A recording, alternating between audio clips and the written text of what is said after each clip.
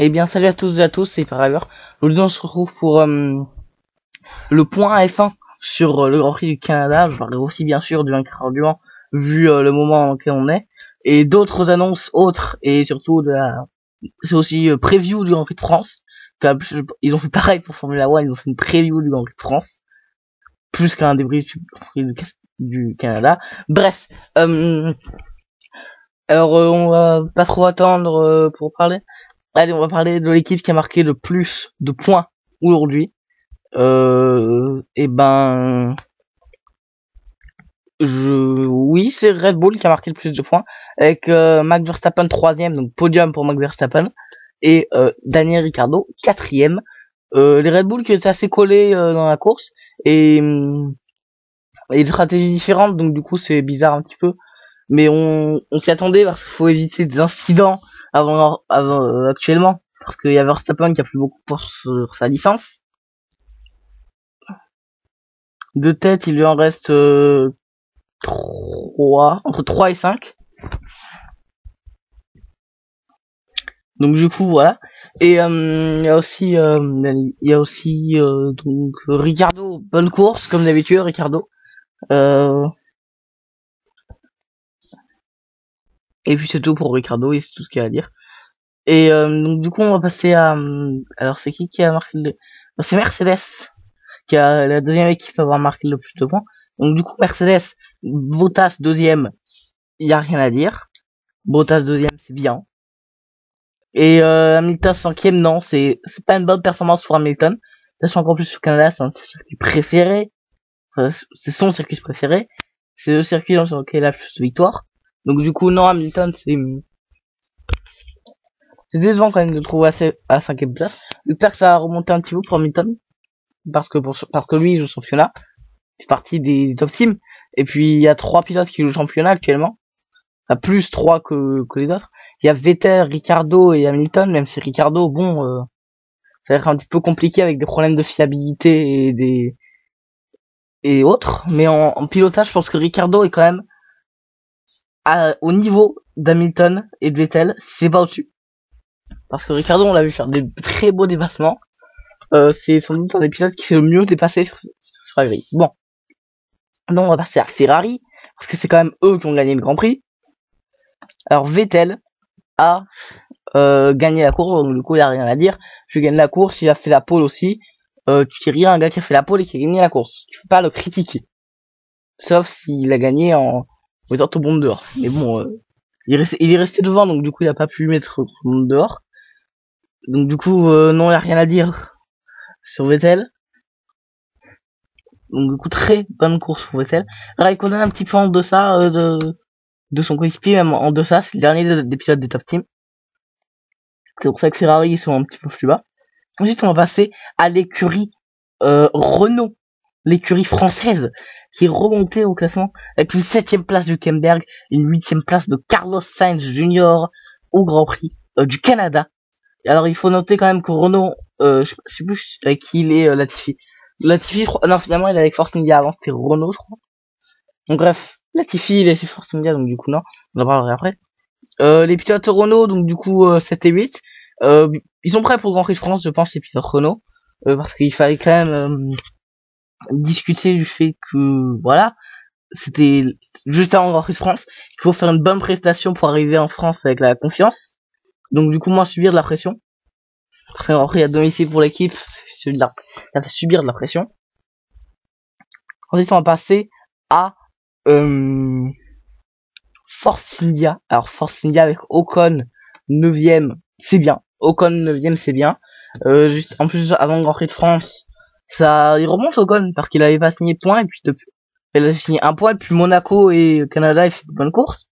Donc du coup à mon avis on lui a dit chez Mercedes qu'il fallait qu'il remonte un petit peu, parce que il y a Hamilton qui a toujours pas de contrat, donc du coup s'il veut avoir un contrat chez Mercedes, Bottas il a pas de contrat non plus pour l'année prochaine, il y a aucun des deux qui a de contrat, donc du coup à mon avis ils hésitent entre Ocon et un autre, entre Ocon et les deux pilotes actuels, donc du coup voilà, c'est à voir. Et non, c'est une bonne performance, c'est tout ce qu'il y a à dire sur Ocon. Ensuite Leclerc 10ème avec une Sauber, 4 fois d'affilée dans les points, 4 fois d'affilée en Q2. Non, y a rien à dire. Leclerc, très bon pilotage. Mais là, il fait comprendre à Ferrari que s'il y a quelqu'un qui doit remplacer Raikkonen, ce sera lui. Du coup, il n'y a pas beaucoup d'autres choix, vu que les pilotes de la filière Ferrari, ils sont pas encore là. Je crois que si Leclerc venait à aller chez Ferrari, ce serait le plus jeune pilote Ferrari de l'histoire. Et ce serait bien quand même, genre, d'avoir Leclerc en plus jeune pilote Ferrari. Une saison d'expérience, bim, chez Ferrari. C'est spécial, on va dire. Mais c'est pas encore sûr que Leclerc est chez Ferrari. Alors, on notera aussi, ensuite on va passer à Gasly, 11e, Pierre Gasly. Donc du coup le pilote français, bonne performance, 11e avec la Toro Rosso Honda sur le circuit moteur, c'est très bien. Ça change que c'est son coéquipier, on va parler dans quelques secondes. Gasly c'est bien. Et donc du coup voilà. Et donc du coup, vu que c'est, on commence par Toro Rosso, entre les deux équipes qui ont eu l'accrochage du premier virage, on va commencer par Toro Rosso. Donc du coup, accrochage Stroll-Hartley, premier tour, virage 4 ou 3. Je sais plus exactement. Bref, le virage, le long virage où il y a des... Bon, je pense que vous savez de quel je parle. Le virage avec des arbres autour, une longue courbe. Juste après l'endroit où il y a eu le crash avec une Toro Rosso et une Williams l'année dernière aussi. En fait, tous les ans au Canada, il y a une Toro Rosso et une Williams qui s'accrochent, parce qu'on décale de virage. On avance toujours d'un virage. C'est une méthode comme les autres. Donc du coup, 50-50. Hartley, la position dans laquelle il est dans l'herbe au début de la onboard. Quand on voit la onboard, il y a un problème quand tu foules dans l'herbe au premier tour. Tu n'as rien à faire là techniquement quand tu passes à l'extérieur mais que t'as commencé le virage dans l'herbe. Du coup, Hartley il a rien à faire là. Mais Stroll il perd la voiture aussi, mais tout le monde la perd. On l'a vu, tout le monde l'a perdu. Sauf que Stroll il avait un gars à côté. Et donc du coup il a dû plus tourner. Il a dû plus braquer, se coller au mur. En braquant, et l'arrière de la voiture, il est parti. Alors, crevaison, non, c'est pas une crevaison, hein. Il n'y a pas eu de crevaison. Mais non, moi je dis 50-50. Ensuite, donc, du coup, on va passer à McLaren. Avec Stoffel Van Dorn et Alonso. Alors, Stoffel Van Dorn, très bonne course. Enfin, non, pas, on va pas dire très bonne course. Vu qu'il est avant-dernier, et que tu peux pas dire quelqu'un qui est avant-dernier une très bonne course. Mais Van Dorn fera... J'ai toujours encore espoir que Van Dorn fasse des bonnes performances avec McLaren, même si bon, on compare beaucoup à Alonso, mais c'est normal, c'est son coéquipier, mais on peut pas comparer un gars qui a à sa deuxième saison avec un double champion du monde et désormais vainqueur de 24 heures du Mans en endurance. Donc du coup, maintenant Williams, bon ben Sirotkin dernier, Stroll abandon. Y a rien à dire. Faudra que Williams, à mon avis, à un moment, faudrait qu'il mette Kubica dans la voiture. Je suis convaincu que ce sera une bonne idée de mettre Kubica dans la voiture. À la place d'un des deux pilotes, on met Kubica, ça passe. Alors maintenant, on va parler des 24 heures du Mans. Parce que là, je fais les choses par ordre chronologique. 24 heures du Mans, victoire d'Alonso. Victoire d'Alonso avec un magnifique relais de nuit. Bon, je l'ai pas vu moi parce que je suis pas trop les 24 heures du Mans, j'ai pas suffi la nuit. Du coup, j'ai raté la plus belle chose de la course. Très...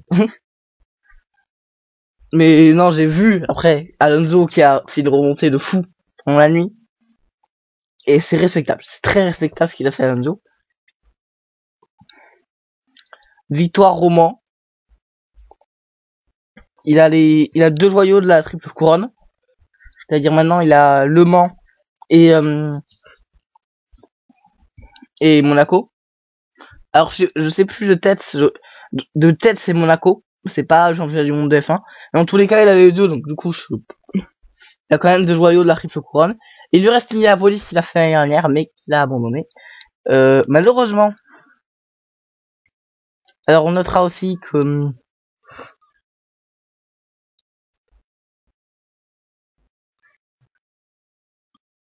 Donc du coup, voilà.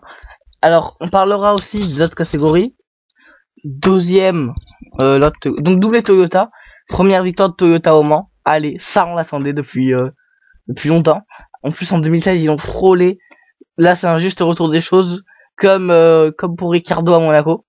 En 2016, pareil, il y a eu 2 ans d'attente pour Ricardo et Toyota après une victoire qui leur a été qu'ils ont perdu, mais de manière c'est c'est horrible comment Ricardo il avait perdu la course au Monaco. C'était horrible surtout comment Toyota ils ont perdu en ce moment. Donc, du coup voilà.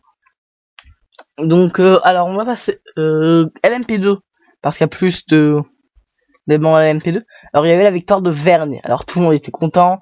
Un pilote français qui gagne le Mans, c'est bien. Mais il y a quelques jours, hier ou avant-hier, Vergne a été disqualifié.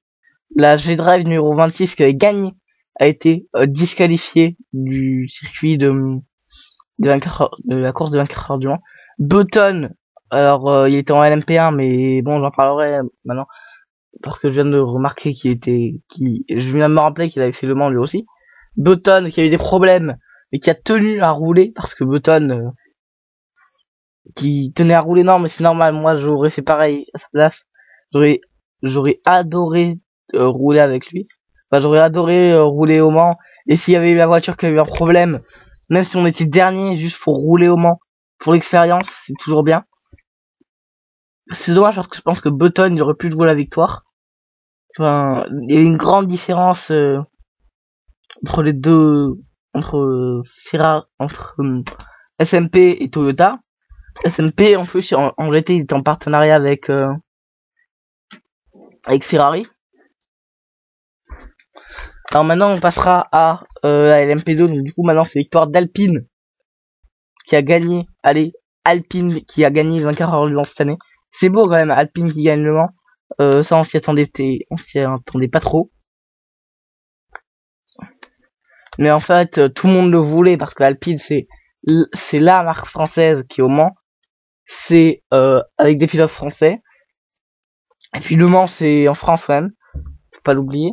Donc du coup le Mans ça va être très spécial qu'il ait gagné. Et donc du coup ensuite on va parler des GT. GT Pro, victoire de Porsche avec la cochon rose. C'est drôle quand même de revoir la cochon rose sur le circuit du Mans. Ils ont pris des livrets historiques. C'est un beau clin d'œil.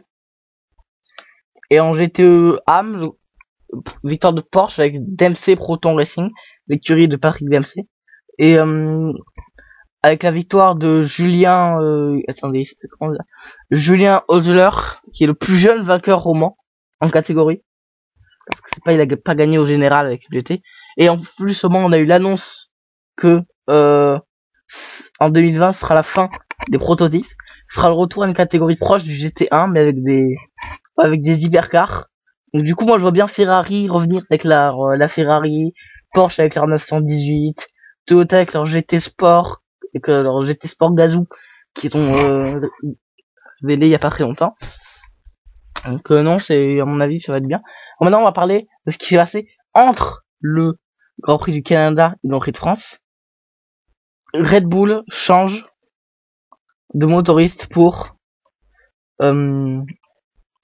la prochaine saison. Ils prennent Honda. Alors actuellement le nom c'est Aston Martin Red Bull Racing Honda. Et je pense que Aston Martin vont partir parce qu'un partenariat avec Honda, Aston Martin ça leur plairait pas trop. Le moteur avant c'était de mémoire, bah oui c'était Renault, mais il était rebaptisé Tag Heuer, donc du coup on a dit Tag Heuer ils vont partir aussi. Donc du coup ils vont perdre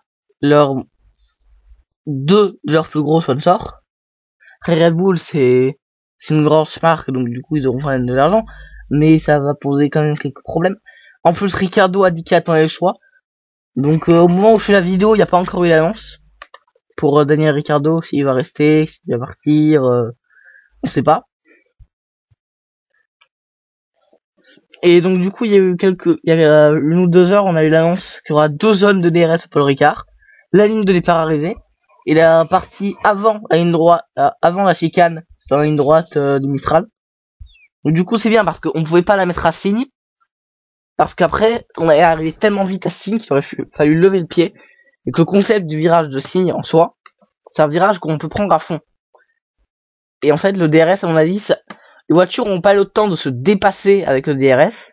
Les voitures se rattraperont et les pilotes devront faire le freinage à la chicane. Alors moi, je verrai normalement de là où je suis. Je verrai la chicane et tout. Normalement, là où je suis, je vois bien. J'essaierai de vous rapporter je prendrai des vidéos, c'est sûr et certain. Je prendrai des photos aussi, parce que je serai pour le jeudi, donc du coup, je rapporterai des photos des paddocks de F2, du pitwalk et tout, ça, à mon avis, ça va être assez génial. Mais, alors, mes pronostics pour ce Grand Prix de France, je dirais de Bottas. Parce qu'il y a les pneus, pour les pistes resurfacées qui ont été demandés par Mercedes, donc du coup, que Mercedes connaît mieux. Mais en fait, il y a un truc qu'on peut pas savoir, c'est ça. Par rapport à ces pneus-là, on peut pas savoir ce que ça va donner, parce que ces pneus-là, personne ne les connaissait sauf Mercedes. Maintenant, tout le monde les connaît, toutes les équipes connaissent ces pneus. Il n'y a pas que Mercedes qui les connaît. Donc du coup, ça peut changer la donne sur ces pneus. Mais ces pneus-là, ce seront clairement la chose à comprendre. En plus, il fait beaucoup plus chaud que à Barcelone. Mais je pense quand même que je vais garder Bottas. Parce que Mercedes a l'air d'être à l'avantage avec ses pneus. Mais que Hamilton n'aime pas ce circuit. Alors, je vais me juger juste sur cette information qu'Hamilton n'aime pas la piste, parce que je sais pas comment il roule, je l'ai pas vu s'entraîner, on n'a pas encore vu les essais. Enfin, si, il y a eu des essais chez Pirelli, mais il y a personne je vais voir si, je sais pas si les chronos ont été révélés des tests Pirelli. J'aimerais bien, moi, quand même, qu'on ait les chronos des tests Pirelli. Comme ça, on a le chrono d'Hamilton et des d'autres pilotes, pour voir sur quoi on peut se juger pour les pronostics. Bon, je pense pas qu'ils vont le faire juste pour des gens qui pronostiquent comme ça. Donc voilà. Mais, parce qu'il y a un mais, il y aura, à mon avis, un podium assez spécial. Parce qu'à mon avis, ce sera Vettel et Ricciardo. Parce que Ricciardo, je le vois venir, mais de tellement loin. Son dive bomb, comme il a l'habitude de les faire. Parce que là, il y a plein de gros freinages. Le bossé, Sin, tu peux pas freiner. Le virage du pont, et Ricciardo, il va faire des dive bombs. Il va faire des virages à la verrerie aussi, ouais, de la verrerie. À mon avis, il va faire à la chicane, c'est-à-dire hôtel camp. Et ensuite, il va faire, à mon avis, il va en faire à la chicane de la ligne droite du Mistral. Donc du coup, c'est assez sympa de voir Ricciardo faire des dive bombs à tous les virages. C'est sympa de voir Ricciardo faire des dive bombs 4 fois par tour. Du coup, après, il y a la ligne droite qui est plus pour les moteurs Mercedes Ferrari. Parce que je sais pas, je crois pas que Ferrari soit arrivé au niveau Mercedes. Ça dépend, parce que Force India, vu qu'ils ont pas l'appui aérodynamique, et Sauber non plus, on peut comparer Sauber et je crois que c'est Sauber qui est le plus rapide, donc du coup c'est Ferrari qui a le meilleur moteur. Et sur la ligne droite de 2 km, il y a juste une chicane au milieu. Ferrari ils vont être très rapides. Et puis dans le reste du tracé, en fait, parce que la ligne droite, c'est 2 km sur un circuit qui fait 5,5, 5,5. 5,5 ou 6. Non, 5,8, selon moi. Ou 5,9 qui est la chicane, bref. Le circuit, donc, assez long. Et la moitié, presque, c'est la ligne droite du Mistral. Ensuite, il y a la ligne droite de stand. Donc, du coup, Ferrari, ils seront bien avec les vitesses de pointe, mais Mercedes, ils auront les pneus avec eux. Donc, du coup, à voir. Et sur le reste de la partie, ça va être Red Bull. Donc, du coup, à mon avis, il y aura une bataille assez serrée. Parce que pneus Mercedes, une moitié du circuit Ferrari et l'autre moitié sera Red Bull. Donc, du coup, on va se laisser là. Demain, normalement, je serai au Castellet. À partir de demain, donc, du coup, je prendrai des photos pour le débrief. Et puis, je posterai des vidéos. Et puis j'expliquerai aussi comment, pour ceux qui n'ont pas la chance d'aller à des Grands Prix de Formule 1, qui n'ont pas encore eu la chance d'aller à des Grands Prix de Formule 1, pour expliquer comment ça se passe dans les coulisses, parce que moi non plus je sais pas, on le sait que quand on l'a vécu. Donc du coup il y aura, je verrai, je ferai peut-être une vidéo là-dessus. Demain je pense que j'aurai aussi un petit peu à la bêta de The Crew 2, pardon, qui sort demain. Et peut-être que je vous ferai une vidéo pour de critique, de dire ce qui est bien, ce qui est pas bien sur la bêta de The Crew. Et sinon, je pense que c'est tout. Sur ce, je vous dis ciao, ciao, ciao, bye bye, tchuss.